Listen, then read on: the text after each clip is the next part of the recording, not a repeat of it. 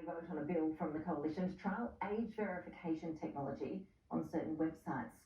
Joining us live now is Melinda Tankard Reist. Appreciate your time. Thanks for joining us. Let's just start at the beginning here. Thank you, Ash. How does this age verification technology actually work? What does it involve on a practical basis?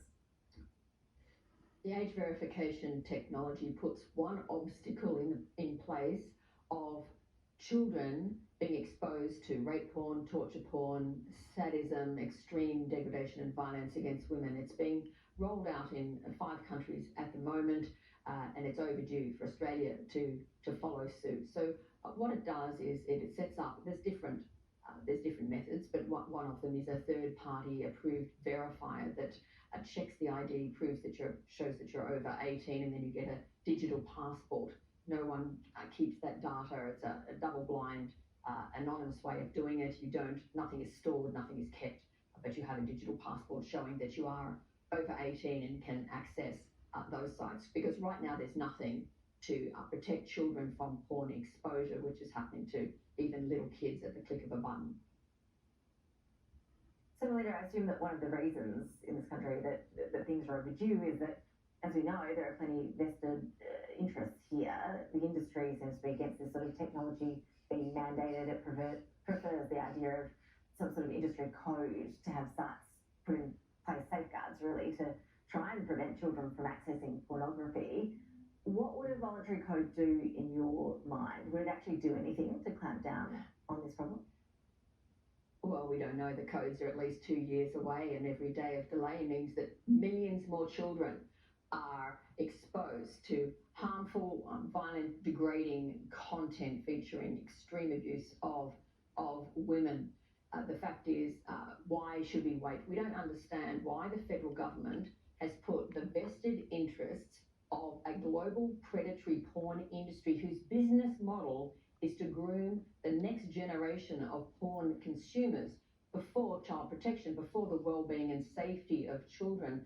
And that's why Collective Shout is calling on the government to reverse its harmful decision. That's why we brought together close to 50 child protection experts, women's safety specialists in an open letter headed by Robert Fitzgerald, signed by the likes of Chanel Contos, Grace Tame, Jess Hill, and others, calling on the government to reverse this decision and do something to protect the younger generation from porn exposure, which will only lead to, if they don't do it, more sexual harassment, more abuse, and more violence. This is acknowledged by Our Watch. It's acknowledged by the National Plan to address violence against women. So why are we waiting? We are calling on the government to get behind David Coleman, Shadow Minister's motion today and roll out a trial. What is the harm in that?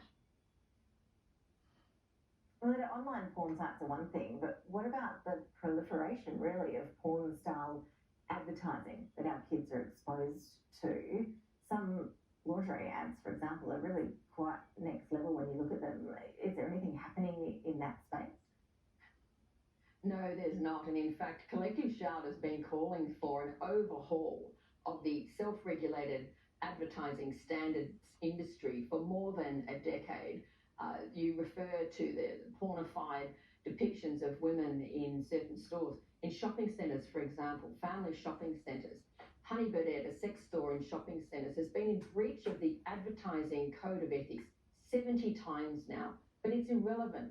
There's no fines for non-compliance. There's no powers of enforcement for the rulings of ad standards. So we've been calling for a co-regulatory system with input from experts on child protection, harms to children, the status of women, and that's overdue as well. It's been shown that self-regulation serves the vested interest of industry, but not the welfare of the community. And why does the government continue to offload its ethical responsibilities to these, so-called self-regulatory bodies that barely do any basic regulation at all?